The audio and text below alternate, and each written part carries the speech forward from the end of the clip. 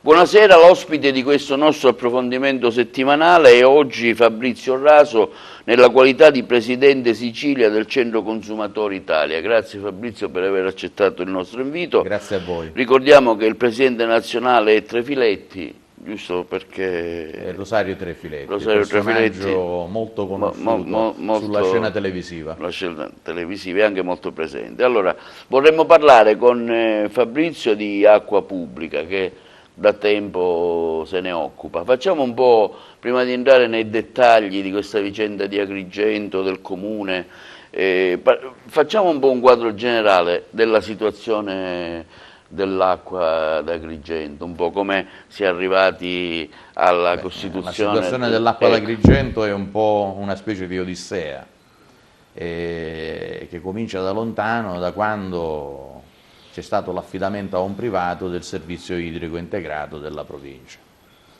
Oggi siamo arrivati al punto che si dovrebbe varare una nuova gestione, che dovrebbe essere quella dell'azienda speciale consortile, che però per una serie di questioni politiche tarda a essere varata.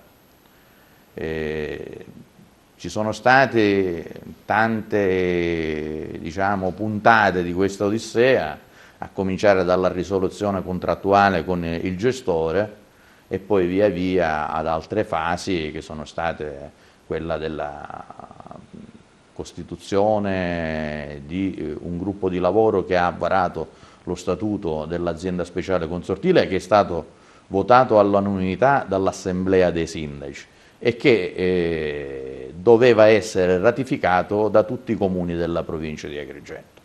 Questo è accaduto in massima parte, tranne per un paio di comuni quali Agrigento e Favara. Attualmente il servizio viene garantito da una gestione commissariale della ex Girgenti Acque, perché nel frattempo la Girgenti Acque è stata commissariata in quanto ha subito un'interdittiva antimafia, anzi ne ha subite due, una Girgenti Acque e una Idortecna, che poi è una società collegata di Girgenti Acque, e attualmente ci sono due commissari che gestiscono il servizio idrico per conto del prefetto, e che è solo una gestione transitoria fino a quando non ci sarà un nuovo gestore, che da quello che è stato l'iter dell'ATI è stato scelto in un gestore pubblico e sotto la forma di un'azienda speciale consortile. È stato un percorso, noi l'abbiamo seguito anche nelle varie assemblee, abbastanza tortuoso, travagliato, con un intenso dibattito all'interno dei vari comuni della provincia. Ricordo che non tutti erano d'accordo a scegliere questa forma anche di società. Allora, così giusto magari per fare un po'... Tutti erano d'accordo, almeno a parole, sulla forma pubblica della gestione. La forma pubblica della gestione però c'erano due opzioni. Una era l'azienda speciale consortile e un'altra era la SPA, capitale interamente pubblico, con affidamento in house providing. Sostanzialmente sono la medesima cosa, cambiano solo alcune cose ma molto marginali, ma poi la SPA a capitale interamente pubblico con affidamento in house providing e l'azienda speciale consortile diciamo che sono quasi uguali. Non si poteva andare a una gestione autonoma da parte dei vari comuni? No, perché la legge impone che ci sia un'unica gestione per ambito idrico. Tant'è vero che nella legge 19/2015 della Regione era stato previsto il subambito, però il Governo ha impugnato la legge presso la Corte Costituzionale e la Corte Costituzionale ha cassato quella che riguardava la parte dei subambiti, cioè non ci possono essere subambiti. L'unica eccezione ammessa è quella dei comuni che possono avere la gestione di salvaguardia attraverso l'articolo 147 della legge 152 del 2006. Però questa società consortile, da quello che insomma, ho potuto farmi un'idea, insomma, avrà una gestione abbastanza complessa.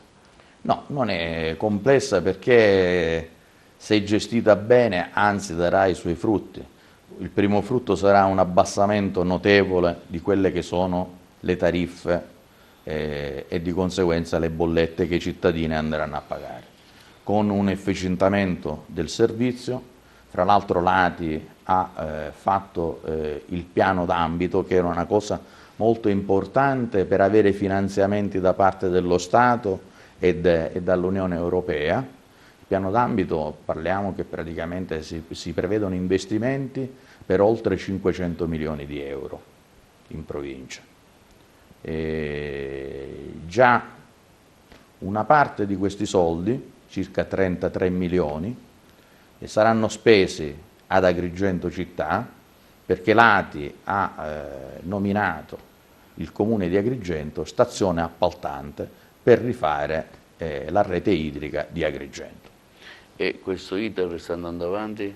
Questo iter, sì, certo. Quindi quanto prima avremo questa... Sì, si farà la gara d'appalto per il rifacimento della rete idrica di Agrigento. Sì. Contemporaneamente il commissario straordinario dello Stato, che è il professore Giugni, perché noi siamo in Sicilia, ma in Italia, in procedura di infrazione europea, e di conseguenza il governo ha nominato un commissario straordinario per la depurazione, cioè per tutti quei comuni la cui depurazione è deficitaria, perché non hanno gli impianti idrici, o meglio, non hanno gli impianti di depurazione fognaria a norma, o addirittura non hanno proprio i depuratori, si sostituisce il commissario per poter adeguare gli impianti o per farli ex novo. Ad Agrigento si è avviata attraverso il commissario straordinario anche il nuovo impianto di depurazione che abbraccerà sia Favara che Agrigento.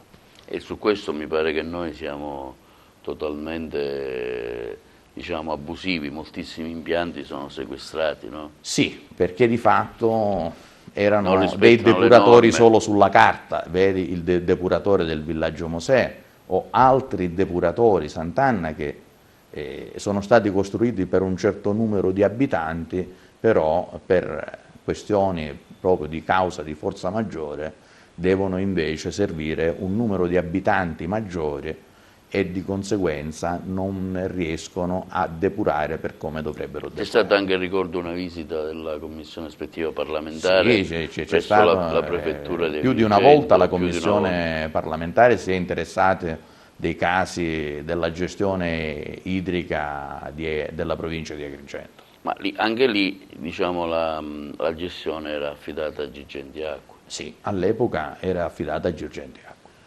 Insomma, con i risultati che... Con i risultati che si sono viste, tutte queste inchieste giudiziarie, l'interdittiva antimafia e la risoluzione contrattuale.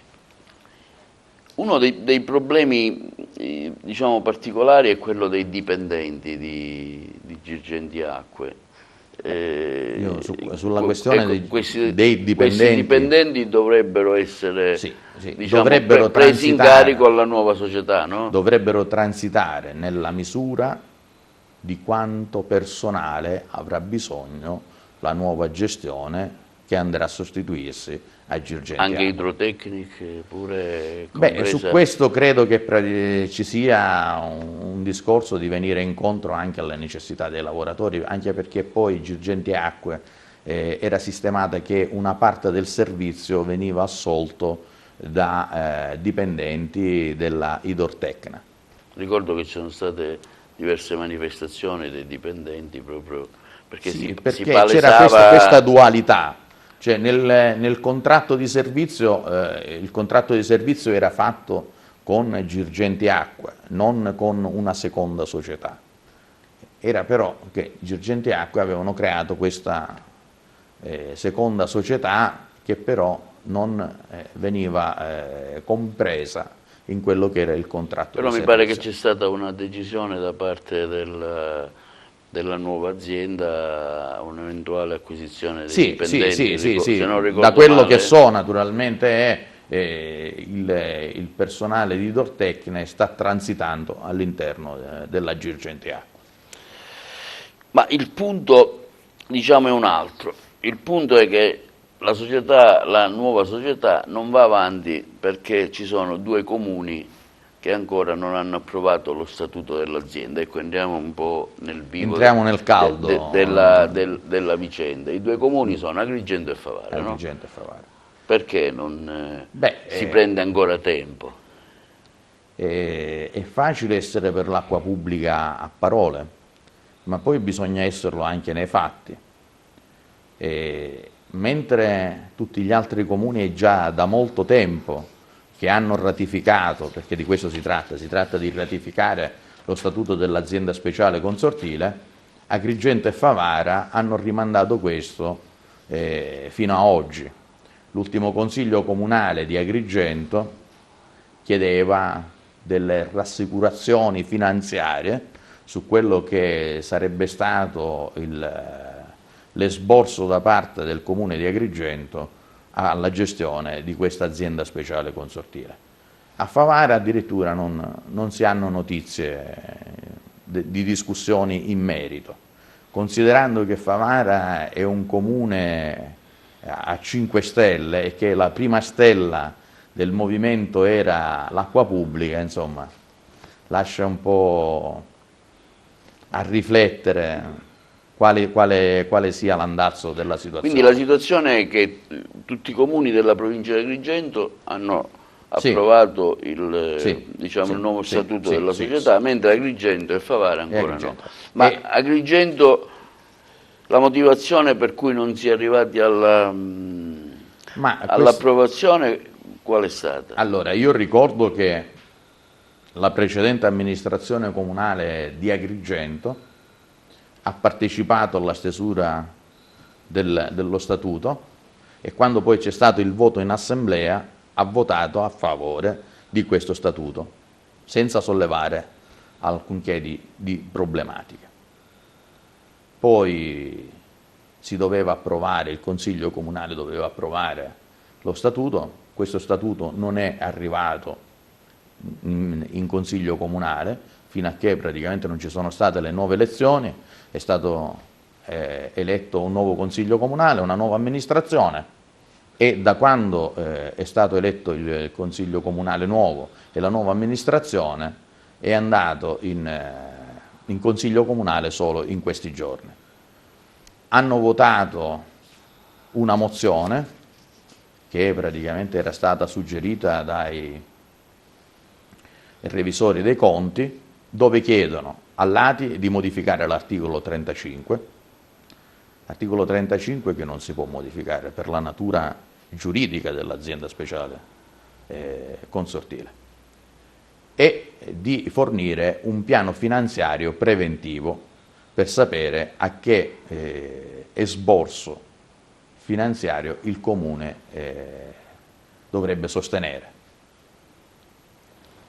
Questo non si può preventivamente sapere, perché prima si costituisce la società, poi si fa il piano industriale e il piano finanziario, che servono anche a chiedere il finanziamento alla Cassa Depositi e Prestiti per finanziare l'azienda e farla partire. Quindi arrivato a questo punto si blocca tutto? Si blocca tutto, però già ad agosto il consiglio direttivo dell'ATI con la sua presidente aveva capito che la situazione non si sbloccava e hanno fatto richiesta al presidente della regione per avere un commissario ad acta che si sostituisse in alcune funzioni dell'ATI all'ATI, con naturalmente potere decisionale, fra cui quello di sostituirsi a quei consigli comunali che non approvavano lo statuto dell'azienda consortile. Il commissario è la dottoressa Di Francesco e nel suo mandato di commissaria c'è proprio quello di sostituirsi ai consigli comunali che non approvano lo statuto e di approvarlo in loro vece. Noi chiediamo alla dottoressa Di Francesco di applicare il suo mandato è di ratificare lo statuto dell'azienda speciale consortile al posto di quei comuni che fino ad oggi hanno fatto orecchie da mercante. Quindi il caso di Agrigento e di Favaro, allora. In questo caso Agrigento Il e Favaro. commissario regionale si dovrebbe sostituire al Consiglio Comunale. Perché ha pieni poteri per poterlo fare. Ma pensi che sarà una cosa che si farà? Perché è arrivato a questo punto, Ma vede, dopo la nota questa del Consiglio Comunale di Agrigento, cosa succederà? C'è tutta una provincia che i consigli comunali hanno votato a favore dell'azienda speciale consortile. Fra l'altro, come dicevamo, la società che attualmente viene gestita dai commissari non è che potrà durare a lungo, è solo una gestione transitoria, perciò dobbiamo arrivare a un dunque. Il dunque è intanto che tutti i cittadini della provincia di Agrigento rivogliono l'acqua pubblica, perciò non si deve parlare di qualche privato che sta dietro l'angolo, che potrebbe subentrare come una specie di salvatore della patria. Non esiste. Non esiste, perché lo diciamo noi di associazioni di consumatori, lo dicono i comitati e lo dicono tutti gli altri consigli comunali della provincia di Agrigento. C'è stata anche una nota da parte del consiglio direttivo dell'ATI, e addirittura la Presidente Valenti, insomma il Consiglio di amministrazione, vorrebbe, ha espresso almeno, abbiamo letto la nota, l'intenzione di dimettersi. Allora, no? Loro hanno fatto un'azione forte per sbloccare la situazione e per spingere il commissario a intervenire.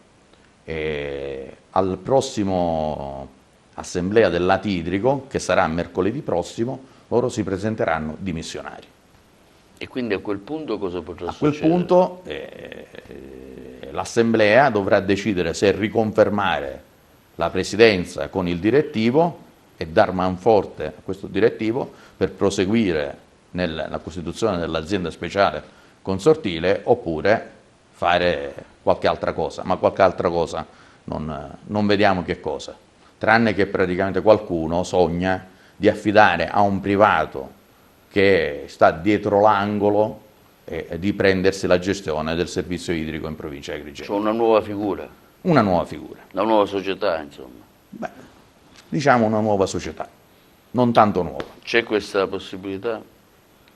Ma secondo le visioni politiche di qualcuno, sì. Però dovrebbe intervenire il commissario arrivato a questo punto, no? Non dovrebbe, deve intervenire il commissario.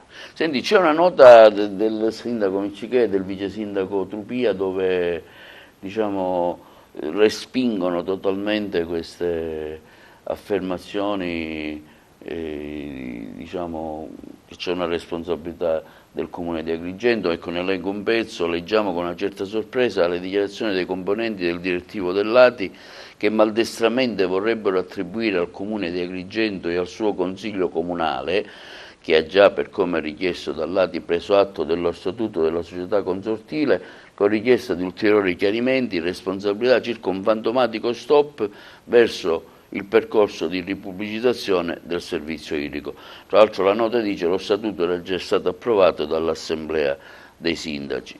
Diciamo, poi ci sono altre note. È inutile che facciamo il gioco. La presenza del commissario esclude la possibilità che l'iter della creazione della società consortile possa interrompersi, come dovrebbe essere chiaro a tutti. Pertanto è lontano dal volere mortificare l'egregio e faticoso lavoro fin qui svolto. Non capiamo l'annuncio delle dimissioni del direttivo, a meno che non si tratti di una proposta che possa puntare a un effettivo rilancio dell'azione amministrativa dell'ATI rispetto agli appuntamenti importanti che ci aspettano. Insomma, poi la nota continua che ancora una volta ribadiamo l'appropriazione improntata nella gestione del servizio idrico integrato in mano pubblica, non è in ascolto di alcun subdolo mormorio, ma non è nemmeno disposto a farsi intimorire da chi è convinta che urlando acqua pubblica senza però aver mai posto in essere gli atti conseguenti possa ottenere la ragione. Si chiede solamente che chi è preposto a prendere decisioni così importanti sia messo nelle condizioni di scegliere con dati di fatto e numeri alla mano. Quindi diciamo, una nota abbastanza chiara da Beh, parte una nota abbastanza chiara, come se comunale. praticamente i comuni che devono ratificare lo statuto dell'azienda speciale consortile fossero altri, e invece sono Agrigento e sono Favara. Perché queste richieste non sono venute anche da altre amministrazioni, anche da Perché altri altre collegi amministrazioni, cioè sindacali? tutte le altre amministrazioni della provincia di Agrigento non hanno ritenuto che praticamente fossero motivazioni valide per poter inficiare il percorso della nuova gestione. Quindi in questo caso il ruolo della Regione nella vicenda quale Ma potrebbe essere? guardi, il ruolo della Regione è quello proprio strettamente politico-burocratico di intervenire e risolvere, sbloccare la situazione, cioè quello di ratificare per conto di questi comuni che cercano cavilli, perché poi di questo si tratta, di sbloccare la situazione e ratificarla al loro posto. Senti, ci sono dei comuni, sono 8 in provincia, che però non hanno consegnato le reti e richiedono una gestione autonoma relativamente all'articolo 147. Ecco, spieghiamo brevemente Allora, cosa prevede l'articolo 147 e qual è il nodo della matassa. C'è una legge che è la 152 del 2006 all'articolo 147 che permette a determinati comuni che fino ad oggi hanno gestito in proprio di poter continuare a gestirlo, però avendo dei requisiti che devono essere valutati dal lato idrico e verificare se questi comuni hanno i requisiti per continuare a gestire in proprio oppure devono aggregarsi alla gestione unitaria del servizio idrico. È stato stabilito un iter, a questo iter sono state accolte le richieste di 8 comuni, alla fine di quest'iter si verificherà in base alla documentazione fornita da questi comuni se hanno i requisiti per poter continuare a gestire in proprio oppure dovranno confluire nella gestione unitaria. Ricordiamo chi sono questi comuni sono quelli che sostanzialmente sono hanno quelli che non hanno consegnato idriche, le reti insomma, quando è subentrato il gestore privato Girgenti Acque, con cui hanno avuto anche un contenzioso amministrativo che poi hanno anche vinto, però erano 16 comuni, ora sono ridotti a 8 quelli che sono stati accolti a questo iter. Di questi 8 poi si vedrà quanti effettivamente potranno avere questa gestione di salvaguardia in base all'articolo 147. Voi avete chiesto anche un appello, avete fatto un appello al Presidente della Regione affinché ci convochi, ma anche altre società, diciamo, anche altre aziende che rappresentano i consumatori hanno chiesto addirittura un incontro con la commissione preposta alla Regione. Ognuno di noi praticamente chiede udienza alla Regione per dibattere e cercare una soluzione a sbloccare la situazione. Allora, speriamo che questa vicenda possa al più presto, diciamo... Ce l'auguriamo, noi ci auguriamo che la situazione si sblocchi perché indietro non si torna. Nella vicenda dei finanziamenti di questo recovery plan, pensi che possano essere interessati anche questo settore dell'acqua idrica? Sì, si è parlato che nel recovery plan praticamente ci sono dei fondi strutturali che possono riguardare anche quello che riguarda le reti e gli impianti. In questo siamo pronti a presentare noi abbiamo, progetti? o no, noi. Lati. Certo. Il piano d'ambito che è stato fatto alla fine dell'anno scorso e avendo questo piano d'ambito che poi sarebbe il piano industriale di come devono essere fatti le reti idriche, le reti fognarie, i depuratori, gli impianti di potabilizzazione della provincia di Agrigento. Avendo questo praticamente è lo strumento per poter accedere a tutta una serie di finanziamenti. Quindi praticamente tutto verrà rimandato alla prossima assemblea? Sì, mercoledì.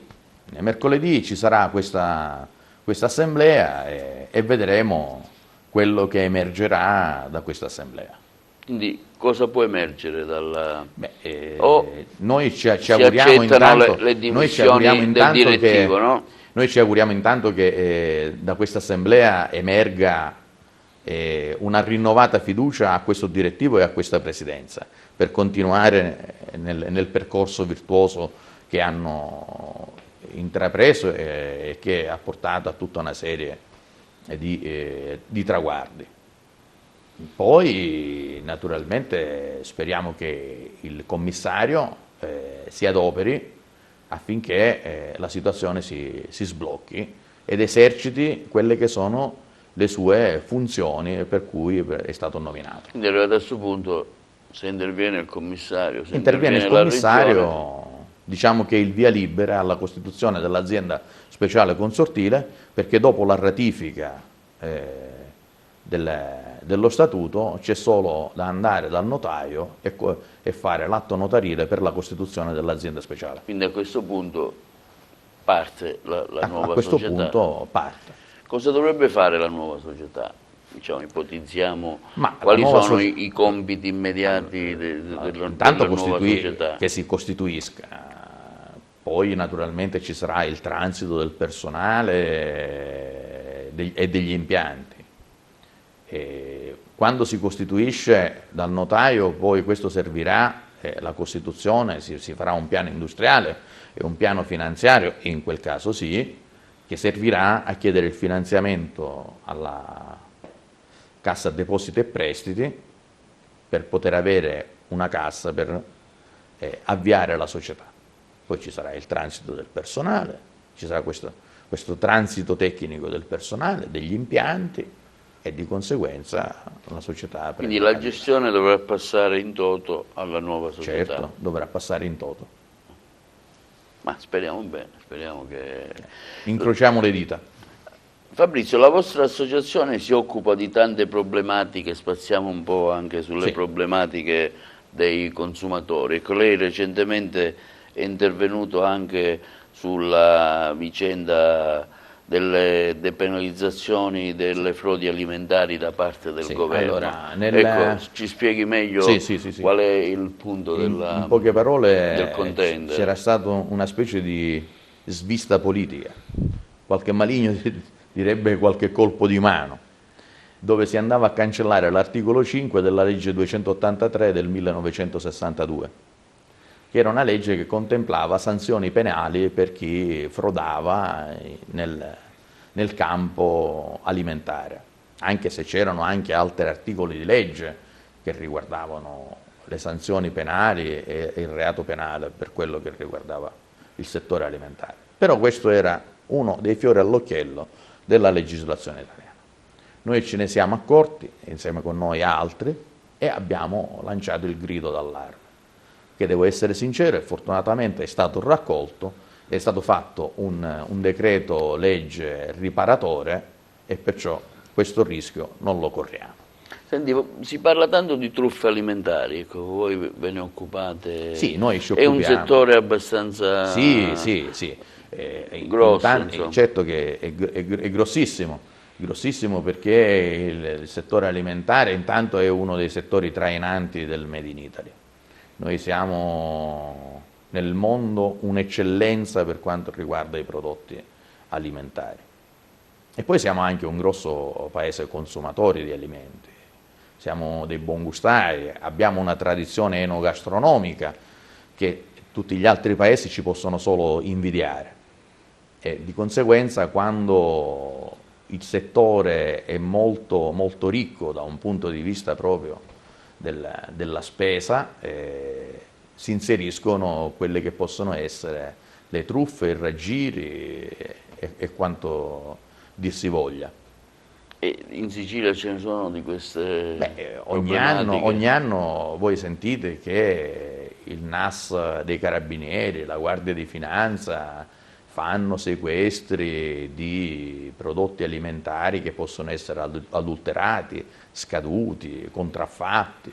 Purtroppo questa è una realtà, anche se in Italia diciamo che viene represso abbastanza rispetto ad altri paesi, però è un fenomeno difficilmente arginabile.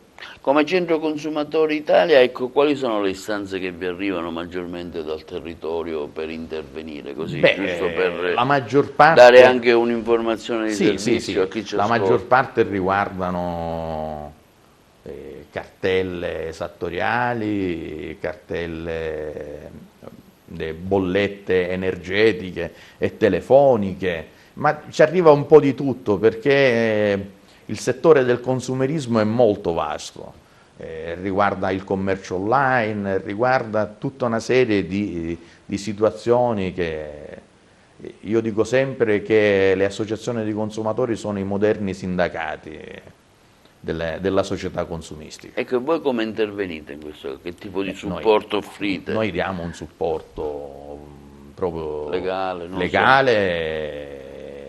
e interveniamo in prima persona con azioni legali o con azioni praticamente di transazione, cerchiamo insomma di aiutare il consumatore cittadino come la legislazione ci consente di fare. Ecco, in questo periodo di pandemia, cos'è che maggiormente, diciamo, viene esposto, insomma, ci sono tante problematiche, ci sono i tante mutui, problematiche, per esempio, quelle più ma quelle importanti. più importanti sono sempre quelle che riguardano bollette, fatture, cartelle, cioè tutto quello che rientra nell'ambito finanziario, anche, devo essere sincero, e molto in questo periodo, quello che riguarda il commercio online. Ci sono parecchie Sì, perché situazioni nel commercio sul online, commercio online. Si verificano anche delle truffe, dei raggiri e di conseguenza il consumatore si deve rivolgere a qualcuno per avere difeso i suoi diritti. Ecco, secondo te queste norme, diciamo, a favore dei consumatori da parte del governo sono adeguate, queste risposte che anche il nuovo governo sta dando? Intanto c'è un in adeguamento a parte? delle direttive europee. Tra qualche mese dovrebbe entrare in vigore la nuova class action, che permetterà un iter più semplificato di quello che possono essere le azioni collettive contro una società che fornisce prodotti o servizi. E già questo è un fattore molto importante, perché noi avevamo una legge che riguardava la class action, ma che di fatto Ricordiamo non cos'è permette... la class action, La class tra action è parentesi, quella insomma. che permette a una serie di consumatori di potersi coalizzare e poter fare una causa collettiva a un'azienda o a una società che fornisce beni o servizi. Quindi un insieme di persone Sì, un insieme verso di un persone, unico... sì. Senti, voi vi siete interessati anche di problematiche relativamente alla questione energetica. Mi riferisco alla, diciamo, alla tutela dell'energia, alla proroga alla fine del mercato libero. Questa è una fino al cosa gen- molto ecco, importante che ci spieghiamo sta molto cosa... a cuore. Perché ho Allora, dato un'occhiata nel vostro sito, insomma, questa è una cosa secondo le importante. direttive europee, l'Italia dovrebbe aprire il mercato ai privati completamente. Ma già in atto è aperto, Già no? è in atto, in effetti il mercato è aperto ai privati, però per tutelare il cittadino in questa transizione è stato fatto un mercato di maggior tutela. Un mercato di maggior tutela i cui prezzi vengono stabiliti dall'ARERA e sono dei prezzi calmierati. Noi crediamo che questo mercato debba rimanere. Uno, perché gli attori che fanno parte del mercato libero, così erroneamente detto libero, sono troppi rispetto a quello che succede nel resto d'Europa. Noi abbiamo qualcosa come quasi 600 fornitori di energia. Gli altri paesi mediamente ne hanno tra i 20 e i 30. E quando c'è troppa confusione si rischia che poi di mezzo ci vada il consumatore. Intanto abbiamo potuto verificare che rispetto al mercato tutelato in realtà si paga di più e di conseguenza finché non ci saranno delle tutele molto più stringenti, non si può abbandonare l'utente nelle braccia del mercato libero, perché andrebbe a aumentare i prezzi.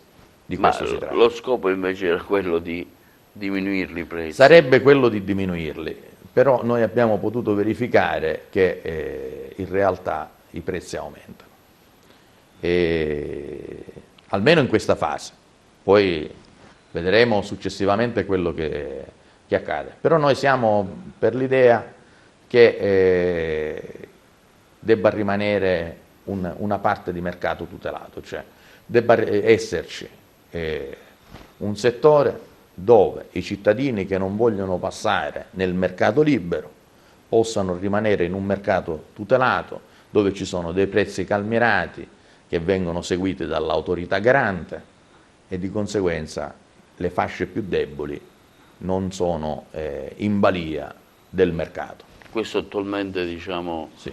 è stato spostato di un anno, perché È stato spostato di un anno, faccio ma un non esempio, è la prima volta. Chi è con l'Enel, insomma, Sì. Allora, le dico una cosa. Prima che si costituisse l'Ente Nazionale Energia e Luce, cioè l'Enel, c'era il mercato libero dell'energia elettrica e pochi nelle case italiane avevano l'energia elettrica, avevano la luce. La prima grande riforma del primo governo di centrosinistra, dei primi anni 60, è stata la nazionalizzazione del servizio elettrico. Noi crediamo che i beni comuni, fra cui anche l'energia elettrica, debbano essere gestiti dal pubblico, perché su alcune materie, che sono dei beni essenziali, non si può lucrare. Una di queste è l'acqua, l'altra per noi è l'energia elettrica e i trasporti. Ho capito, quindi diciamo a posto di diminuire le cose aumentano sempre. Sì. Un po' quello che è successo anche nel settore della telefonia, no?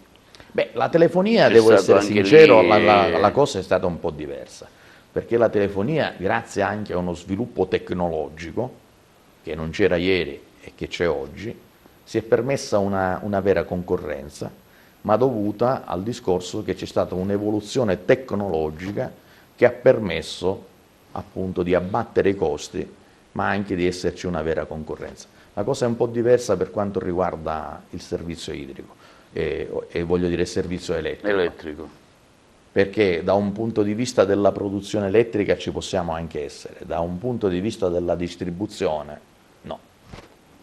Quindi quale sarebbe, diciamo, l'optimum?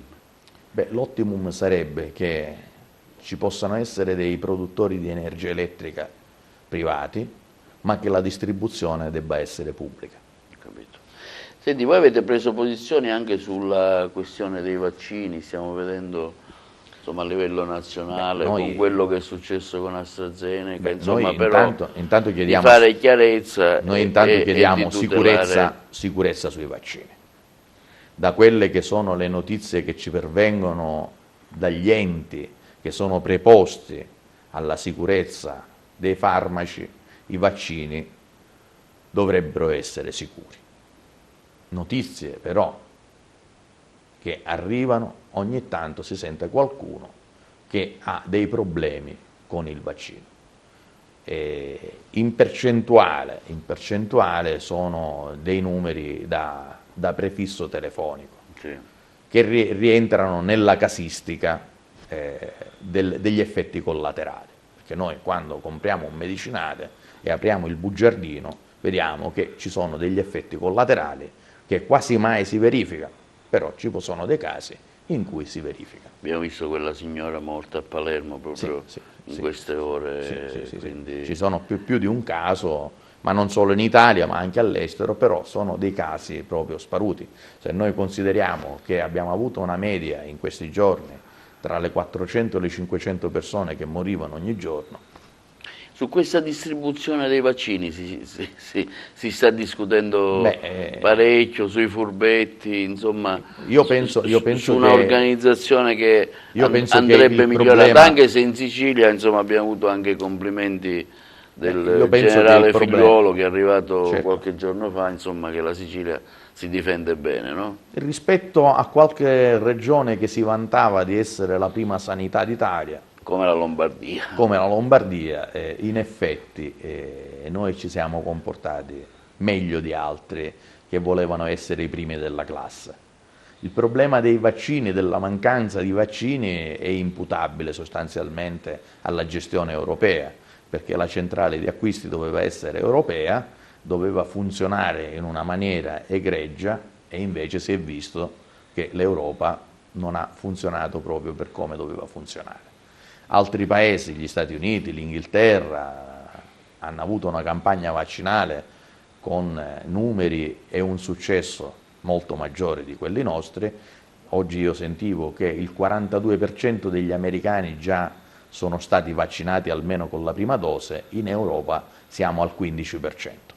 Ma sentivo che in Inghilterra addirittura si stanno aprendo di nuovo la possibilità di fare sport, Sì, insomma, perché di aprire al mercato, una volta che insomma, la campagna alla vita normale. Una volta che la campagna di vaccinazione ha successo e che la maggior parte della popolazione viene vaccinata, si può ritornare alla vita normale. Come diceva Draghi, il vaccino lo vendono a 3-4 contemporaneamente, per cui diciamo Sì, questi blocchi che spesso impediscono anche, il discorso, spesso si ci ferma perché mancano i vaccini, per cui il discorso è anche lì l'Europa forse ha sbagliato nel gestire la contrattualistica della vicenda. No? L'Europa ha avuto una defiance su quello che doveva essere la centrale unica di acquisto dei vaccini e dei contratti che ha stipulato con le grandi multinazionali farmaceutiche. Poi naturalmente anche le multinazionali stesse credo che abbiano avuto anche dei problemi logistici di produzione dei vaccini, perché non è facile fare milioni e milioni di vaccini e avviare gli stabilimenti, è una cosa un po'... e soprattutto il tempo, perché è un problema anche di tempo. In breve tempo non è così semplice mettere in moto una macchina così. Poi naturalmente, essendo multinazionali, il cui scopo principale è il lucro, cercano il miglior offerente e possibilmente con i vaccini con gli stessi vaccini hanno più compratori contemporaneamente a chi offre di più. Per cui bloccano magari Sì. qualche... Da una parte ritardano la fornitura, non bloccano, per fornire un altro che magari è più daneroso ed è disposto ad offrire di più. Per esempio Israele, insomma, Israele si è mossa bene, perché ormai quasi tutta la popolazione di Israele è vaccinata. Su questi 30 milioni di vaccini bloccati ad Anagni, sta proprio lì. Lì praticamente ancora sono bloccati. Diciamo. E ancora sono bloccati, ma si è visto appunto che i vaccini ci sono. I vaccini ci sono, che però vengono utilizzati per fornire più mercati contemporaneamente. Per cui diciamo, dovrebbe esserci un intervento più decisivo anche da parte dello Stato. In questo caso c'è stato, perché il sequestro dei vaccini, 29 milioni praticamente di dosi di vaccino, è stato perché lo Stato è intervenuto, se no non ci sarebbe stato il sequestro e lo scandalo sostanzialmente. Però diciamo che io penso che avrei fatto anche di altro. Avrei acquistato anche i vaccini, quelli che venivano da altri paesi, tipo la Russia, che da sempre sono stati all'avanguardia per quanto riguarda i vaccini. Ecco, proprio sulla Russia mi dai l'input per intervenire per lo Sputnik. Si sta discutendo animatamente fra presidenti delle regioni, mi riferisco al presidente campano De Luca, che ha annunciato di voler aprire una trattativa per prenotare i vaccini Sputnik. Dall'altro lato gli ha risposto il presidente della regione Emilia-Romagna dicendo che deve esserci un'autorità unica allo Stato a fare queste trattative. Dall'altro ho sentito qualche ora fa che anche Musumeci è d'accordo ad aprire una trattativa autonoma per lo Sputnik. Ecco, cosa ne pensi di queste vicende che alla fine, insomma, chi ne guadagna è il consumatore, no? Chi ne guadagna è il consumatore, dovrebbe almeno. Però c'è il discorso... Ovviamente con l'autorizzazione dell'EMA, che è l'ente Sì, diciamo sì, certo. superiore. Certo, che è l'ente certificatore praticamente sulla salubrità del vaccino. Il discorso è uno, che noi abbiamo un sistema sanitario suddiviso su 20 regioni. In un caso di emergenza, però, tutto dovrebbe essere centralizzato allo Stato nazionale. Ma essendo un sistema sanitario diviso in 20 regioni, ognuno cerca di aiutarsi come può e ognuno cerca di fornire le proprie ricette. E noi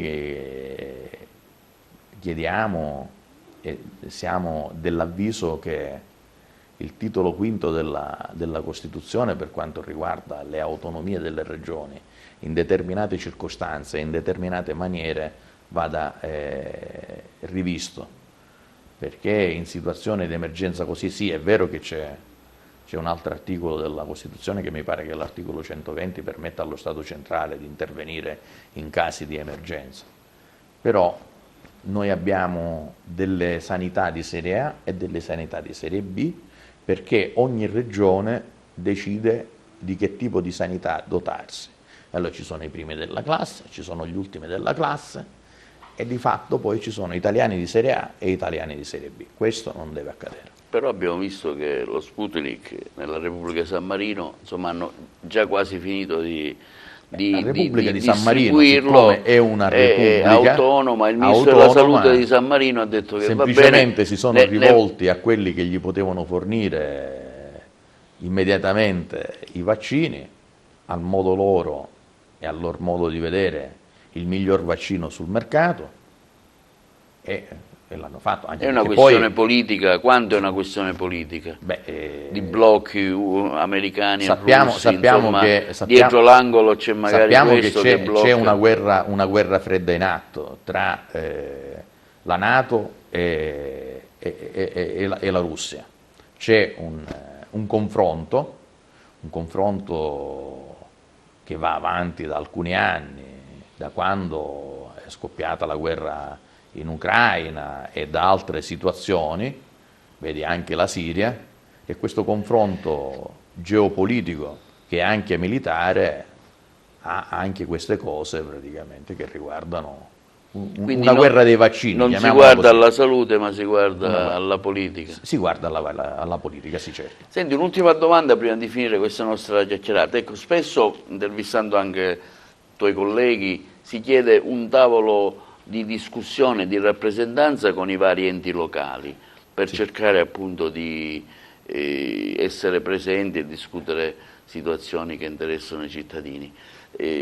Succede questo o ancora, diciamo, è bloccato? So che qualche tuo collega anche in questo salotto mi ha fatto questa istanza di chiedere un tavolo, diciamo, dove l'associazione dei consumatori sia presente con le amministrazioni comunali, perché per esempio vediamo che ad Agrigento, ma anche in tantissimi comuni, in questo periodo stanno arrivando avvisi di IMU, Tari, TARSU, insomma 2 o 3 anni proprio. Il cittadino chiaramente, da un lato abbiamo lo Stato che blocca e dà i finanziamenti, i ristori per via della pandemia, dall'altro le amministrazioni locali che inviano centinaia di bollette perché anche loro devono recuperare il dovuto. Intanto c'è un discorso.